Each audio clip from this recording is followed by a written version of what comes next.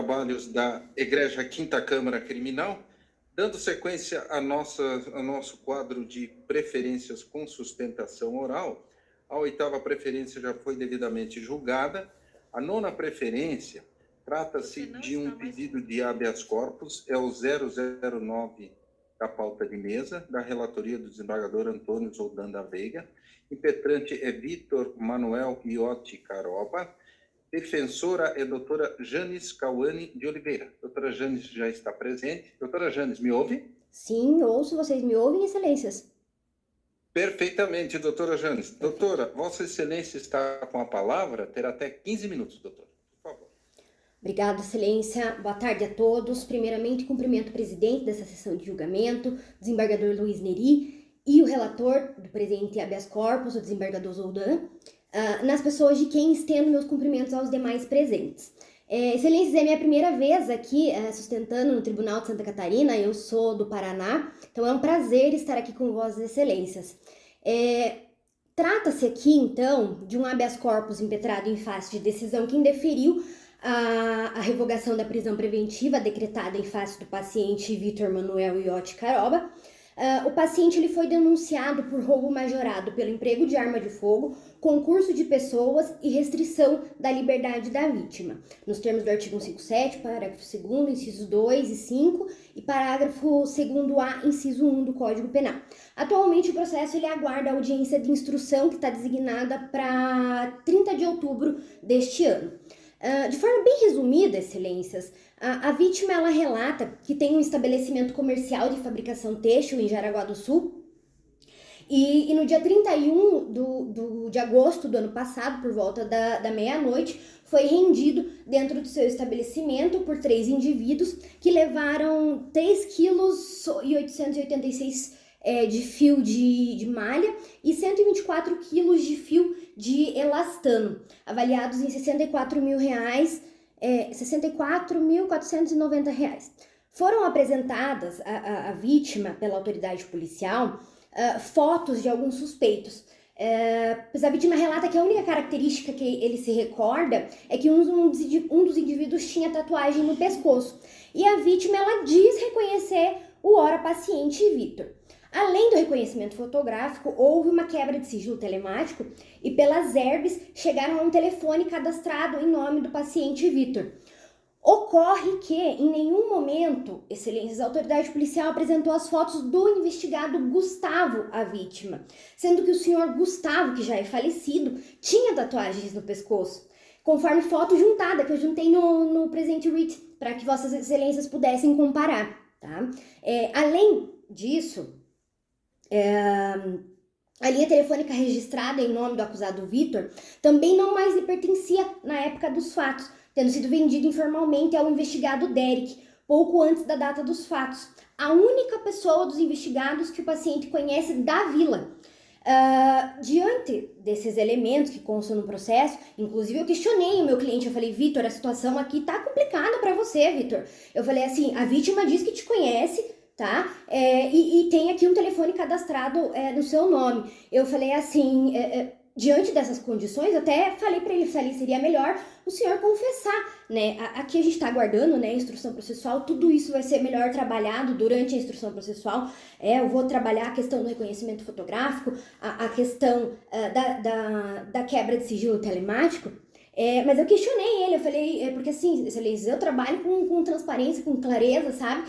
E eu acho melhor, muitas vezes, que o cliente, né, o acusado, ele confesse em determinados casos. Mas ele falou assim, doutora, pelo amor de Deus, doutora, a senhora pode fazer o que a senhora quiser para produzir provas de que eu não participei dessa situação, de que eu sou inocente. Como mencionei para vossas excelências, vou trabalhar isso melhor na instrução. Mas, como se não bastasse o fato de que o investigado Gustavo tem uma tatuagem no pescoço e de que o Vitor vendeu esse telefone informalmente para o Derek, no interrogatório em sede policial, um outro investigado, o William Carlos da Silva, que não foi denunciado, afirma ter falado com o Derek, com o Wesley Neinas e com o Gustavo, pouco antes da data dos fatos e no dia dos fatos, em que eles mencionaram que haviam realizado o roubo. sendo que em nenhum momento aparece o nome do paciente Vitor nessa história toda, né? Infelizmente, excelências, aqui, diante, né, de toda essa situação, eu sei que é complicada a situação do meu cliente, né? Mas ele caiu como um laranjão aqui, caiu como um laranjão. É fato, né, como eu falei, que precisa tudo ser melhor trabalhado, mas, em verdade, tudo indica aqui que quem praticou esse delito foi o investigado Wesley Nenas e Gustavo, que já estão falecidos, que já encontraram o seu destino, infelizmente, né, porque quem anda nas trevas aqui também não tem como encontrar luz no fim do túnel, né, infelizmente os dois já estão falecidos, e o investigado Derek, que tá livre, leve e solto. E tá livre, leve e solto por quê? Porque, por um único motivo, a polícia conseguiu fazer a busca e apreensão dele, né, cumpriu o mandado de prisão em relação a ele, fez busca na sua casa, e posteriormente o advogado dele fez um pedido de liberdade para ele, e agora ele aguarda o laudo pericial do telefone dele para o Ministério Público verificar se vai denunciar ou não, certo? Mas diante de todos esses fatos, excelência, a defesa fundamenta a necessidade da revogação da prisão do Vitor em 4 teses. A inexistência de risco gerado pela liberdade do paciente, a ausência de fundamentos para prisão preventiva, a ausência de contemporaneidade ou risco atual e a excepcionalidade da prisão preventiva, tendo aí como a suficiência das medidas cautelares diversas da prisão. A decisão que decretou a prisão preventiva do paciente lá na fase investigatória não demonstrou o perigo gerado pela manutenção da liberdade do paciente, usando uma fundamentação extremamente genérica e abstrata, excelências. É só bater o olho na decisão que vossas excelências vão ver que o juiz de primeiro grau não fundamenta a garantia da ordem pública, não fundamenta o motivo, a conveniência da instrução criminal, sendo que meu cliente ele não está ameaçando testemunha, meu cliente não está se furtando da lei penal, meu cliente, na verdade, ele sequer sabia de tudo isso, né, porque não foi cumprido o mandado de prisão em relação a ele não foi localizado, né, e aqui, inclusive, o juiz de primeiro grau, ele fundamenta a manutenção da prisão justamente pelo fato do meu cliente estar foragido e pelo fato da polícia não ter localizado ele, mas, ora, excelências, meu cliente tem que estar em casa esperando a polícia bater lá, sendo que ele nem sabia do mandado de prisão, né? Assim, é função da polícia prender ele. Se ele não foi preso, o que ele pode fazer? Não é mesmo? Então, assim, não há qualquer elemento aqui para fundamentar, continuar a manutenção dessa prisão, excelências. Meu cliente, ele está se dispondo à justiça, né? Imediatamente, quando recebeu a citação, procurou um advogado.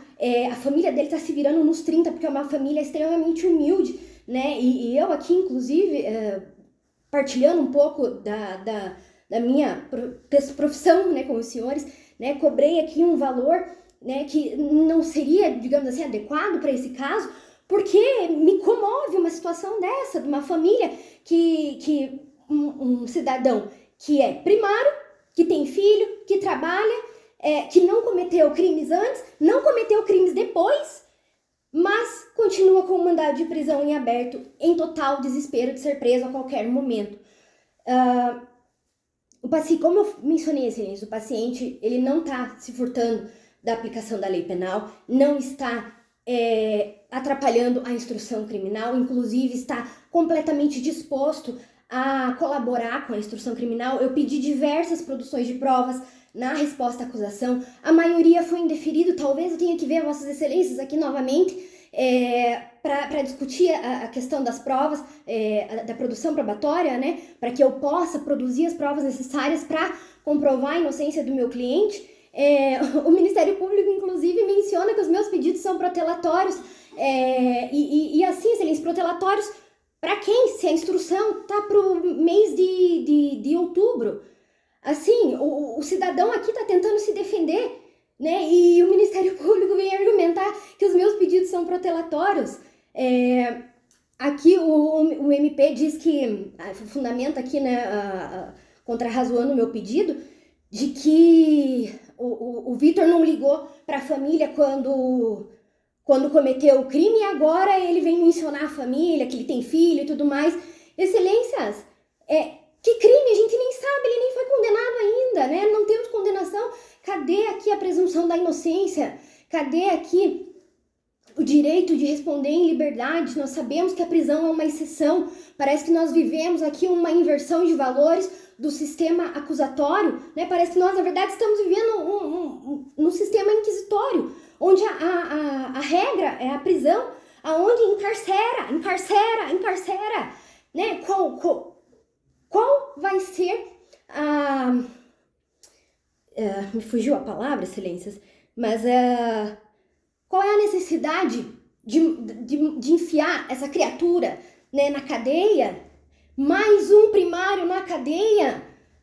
Para quê? Para ele sair, para entrar para a escola do crime, só se for, né? Então, assim, excelências,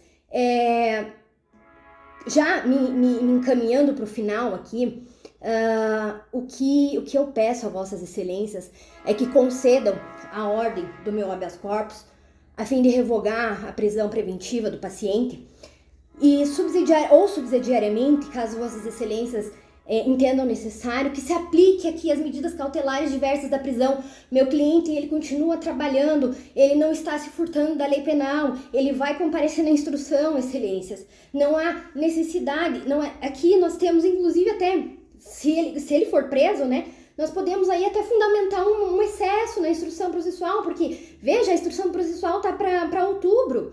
Então, assim, vou manter esse mandado de prisão a troco de quê?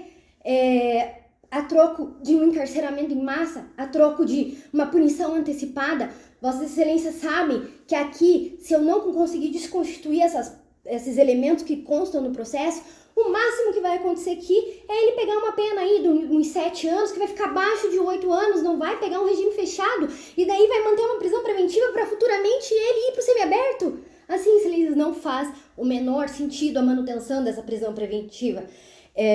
Então, o que eu peço a vossas excelências, encarecidamente, é que seja concedida a ordem do presente writ. Excelências, eu agradeço novamente a oportunidade de estar aqui com vocês, com os senhores, e devolvo a palavra. Obrigado, doutora Janes. A palavra segue ao doutor relator, desembargador Zoldan. Vossa Excelência está com a palavra. Obrigado.